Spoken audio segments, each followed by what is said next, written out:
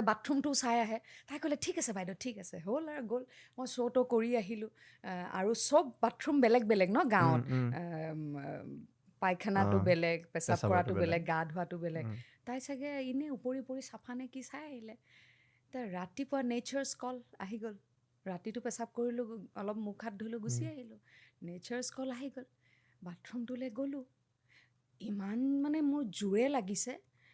মই মানে গুচিও আহিব নোৱাৰোঁ তৎক্ষণাত কি কৰিম তাতে হুক নাই ভিতৰত অকল ৰছী এডাল আছে ৰছীডালো মানে বান্ধিব পৰা জেগা নাই এতিয়া মই কি কৰিম এতিয়া মই মানে ৰ'বও পৰা নাই হেৰিও পৰা নাই ৰাতি ঠিকছে খাই দিলোঁ একদম খানা খোৱালে হাঁহে মাহে চব খাই দিলোঁ তাৰপিছতে ৰছীডাল ধৰি পেলাই বহি গ'লোঁ ইমান ভিজুৱেলাইজ কৰাচোন ৰছীডাল ধৰি বহি গ'লোঁ তেতিয়ালৈকে ঠিক আছে শেষৰ যিটো পৰ্যায় আহিলে পানীটো লাগে এতিয়া এৰি দিলে কেৰকে গুচি যায় মা তাৰপিছত কি কৰিম বুদ্ধি বাপেকে কাপোৰৰ সৈতে ৰছীডাল বান্ধি ল'লোঁ নহয় টানকৈ দুৱাৰৰ ৰছীডাল বান্ধি ল'লোঁ তাৰ পিছতহে কোনোমতে